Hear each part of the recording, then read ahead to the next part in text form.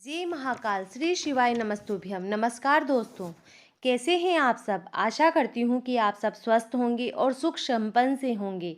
तो दोस्तों, जैसा कि आप सबको पता है कि श्राद्ध पक्ष का आरंभ हो चुका है और पितृपक्ष में पितरों का श्राद्ध करना, तर्पण करना अति आवश्यक होता है।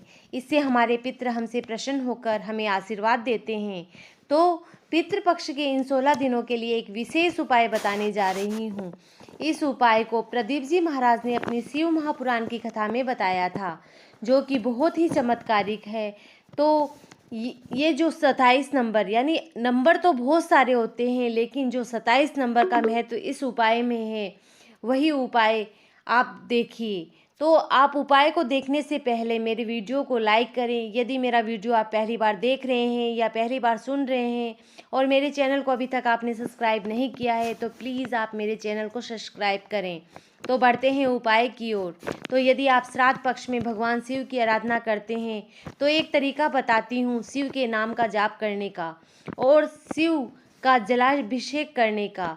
तो यदि आप महादेव का नाम का जाप कर रहे हैं, ओम नमः शिवाय मंत्र का जाप कर रहे हैं, तो आप 27 मनके की माला लें और इस 27 मनके की माला से ही इस शिव मंत्र का जाप करें। क्योंकि यदि आप 27 बार इस 27 मनके की माला से भगवान शिव का नाम ले रहे हैं, तो श्राद्ध पक्ष में आपने तर्पण किया नहीं किया कोई बात नहीं, पिंड दिया नहीं दिया कोई बात नहीं, यदि आप गया नहीं जा पाए तो कोई बात नहीं, लेकिन यदि आप 27 मनके की माला से शिव का नाम, कृष्ण का नाम, राम का नाम, अपने पूर्वजों के निमित्तार्थ भी ले लेते हैं, तो शिव पुराण की कथा कहती है कि उन्हें श्राद्ध पक्ष में ये करने से, यानी श्राद्ध पक्ष में इस 27 मनके की माला से जाप करने से गया, पिंड और तर्पण करने का फल मिल जाता है और उनके पूर्वजों की मुक्ति हो जाती है,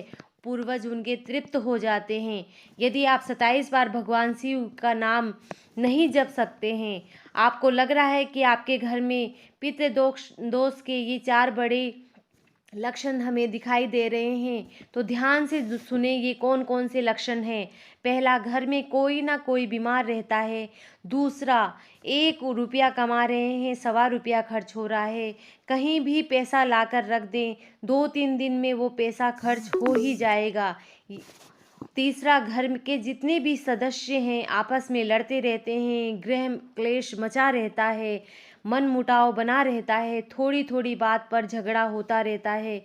यदि चौथा लक्षण ये है कि यदि आपके बच्चे चिड़चिड़ प्रकृति के होते जा रहे हैं, तो ये 4 लक्षण पितृदोष के लक्षण ही बताए जा रहे हैं। तो इन पितृ दोष के लक्षण के निवारण के लिए आप गया जी चले जाए, ब्रह्म का पाली कराकर आ जाए, तर्पण देवे या पिंड देवे, उससे कहीं ज़्यादा फल।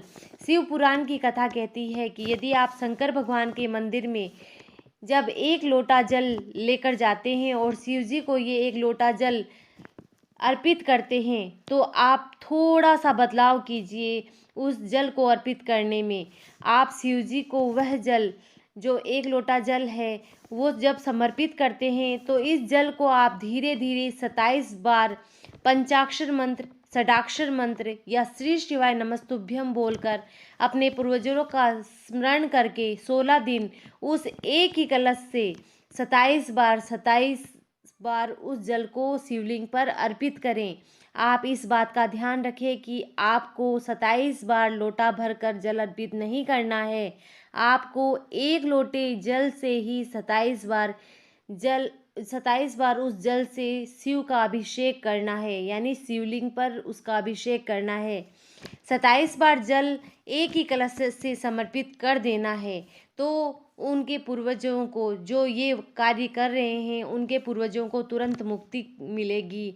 आप पितृदोष से मुक्त हो जाएंगे। उसे बाद में कोई तर्पण और पिंड की आवश्यकता नहीं होती है। शिव जी को जल हम रोज ही चढ़ाते हैं। तो पूज्य महाराज जी कहते हैं कि सारी समस्याओं का हल 1 लोटा जल। तो जल तो हम रोज ही चढ़ाते हैं, पर 16 दिन नियम चेंज करेंगे। कुछ भक्तगण तो ये भी सोच रहे होंगे कि पितृपक्ष के 4 दिन तो निकल गए और अब आप बता रहे हो, तो मैं बता दूं कि आप कल से ही ये उपाय प्रारंभ कर दें।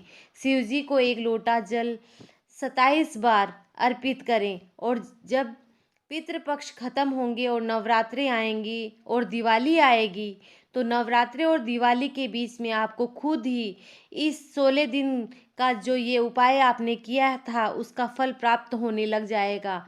आपको पता चलने लगेगा कि इस उपाय का चमत्कार, आपके घर में शांति रहने लगेगी, आपका व्यापार चलने लगेगा, वैभव दौड़ कर आने लगेगा, बच्चे भी शांत रहने लगेंगे। तो एक बार कल से ही ये उपाय करना आरंभ कर दें। तो कोशिश की है मैंने आपको ये छोटा सा चमत्कारिक उपाय बताने की। तो यदि आपको मेरा वीडियो पसंद आया है तो मेरे वीडियो को आप लाइक करें और अपने दोस्तों और रिश्तेदारों में मेरा वीडियो शेयर अवश्य करें और पुण्य के भागी बने और श्री शिवाय नमस्तुभ्यम मुझे ज़रूर लिखें। जय महाकाल।